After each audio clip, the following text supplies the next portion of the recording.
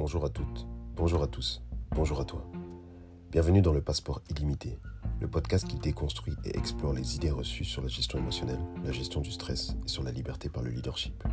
Grâce au processus Full Mindedness, nous décortiquons ces 3 axes fondamentaux qui vont te permettre de lancer ta transformation vers la personne alignée et authentique que tu veux être au quotidien.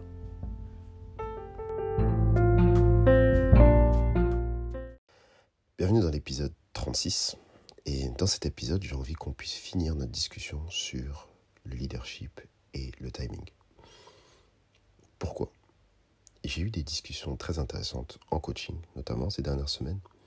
Et il y a une notion qui est revenue assez souvent, c'était la prise de décision. Et dans cette notion, derrière cette notion, il y avait la prise de conscience de l'importance du temps. Pourquoi ?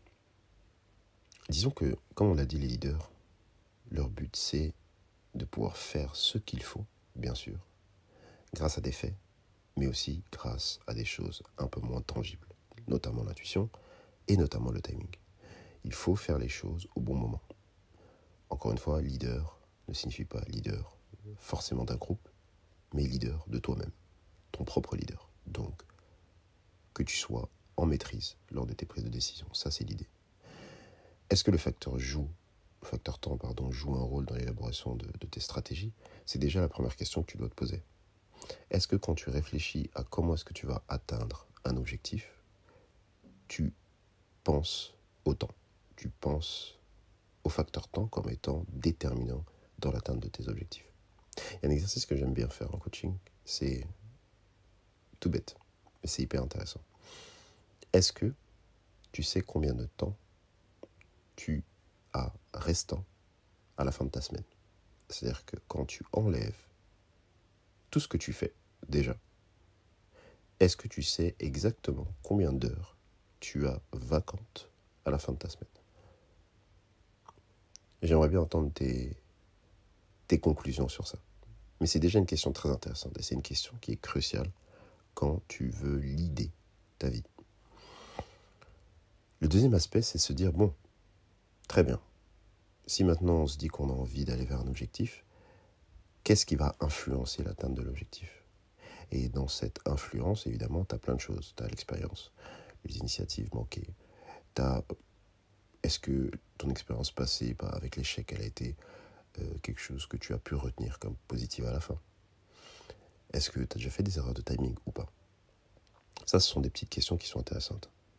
Là où je veux en venir, c'est quoi ? C'est que pour que tu puisses arriver à avancer dans tes projets, donc que tu puisses arriver à leader ta propre vie, il faut que tu sois capable de visualiser plusieurs éléments et te poser des questions par rapport à chacun de ces éléments-là. Et ces éléments-là, je vais te les citer.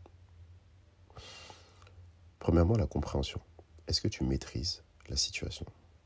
J'ai souvent des discussions justement en coaching avec des personnes qui me parlent de ça, de la prise de décision, mais surtout de l'émotionnel par rapport à la prise de décision, de ce qui se passe quand on prend une décision.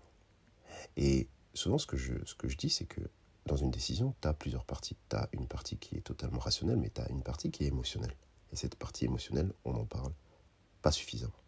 Alors que finalement, c'est cette partie-là qui va faire que tu sois plus ou moins confiant ou confiante avec la prise de décision que tu vas effectuer. Et donc, que tu vas pouvoir être aligné avec cette prise de décision. Et donc, finalement, que tu vas pouvoir gérer ton stress, ton anxiété potentielle, tes émotions par rapport à ta prise de décision. Peu importe la prise de décision. Est-ce que tu maîtrises la situation ? Pas parfaitement. La perfection n'existe pas. Et si tu cherches la perfection dans la situation, forcément, tu ne prendras pas la bonne décision. Ou tu ne prendras pas de décision du tout. Mais est-ce que tu maîtrises la situation ? Est-ce qu'il y a de la maturité dans ta prise de décision ? Est-ce que tu as des bons motifs derrière ta prise de décision ? Est-ce que les motifs sont les motifs bons et justes ? Est-ce que tu es confiant ou confiante ? Est-ce que tu crois en tes capacités ? Est-ce que tu peux lancer quelque chose avec assurance ? Et est-ce que tu arrives, même quand tu as un peu moins de confiance, par tes actes, à gagner en confiance ? Aussi bien pour toi-même, mais aussi bien pour les autres quand c'est une prise de décision qui impacte les autres. Est-ce que, encore une fois, comme je te l'ai dit un peu plus tôt, l'expérience, est-ce que tu utilises ton expérience de manière positive pour en tirer des enseignements. Ton expérience personnelle, ton expérience par de l'influence, évidemment. On a des mentors dans la vie, par exemple. Est-ce que tu utilises ça de manière utile ? Est-ce que tu prends en considération ton intuition ? On en a parlé dans les épisodes précédents. L'intuition est un des éléments clés de la prise de décision. Et est-ce que tu te prépares ? Est-ce que tu fais ce qu'il faut pour pouvoir mettre en place tous les éléments majeurs qu'il faut absolument que tu puisses considérer dans ta prise de décision ? Ça, c'est le cœur vraiment de la prise de décision, et donc le cœur du leadership et de la prise de décision, du leadership et du timing. J'espère que cet épisode t'a amené un peu de valeur. La suite dans le prochain épisode.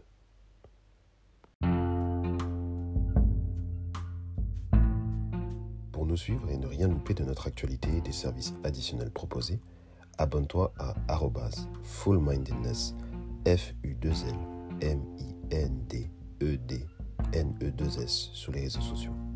Si tu veux en savoir plus pour être accompagné, pense à réserver ton appel stratégique gratuit avec moi, avec le lien que tu peux trouver en description. Bien sûr, abonne-toi au podcast sur ta plateforme de podcast préférée en activant les notifications pour recevoir une alerte à chaque nouvel épisode.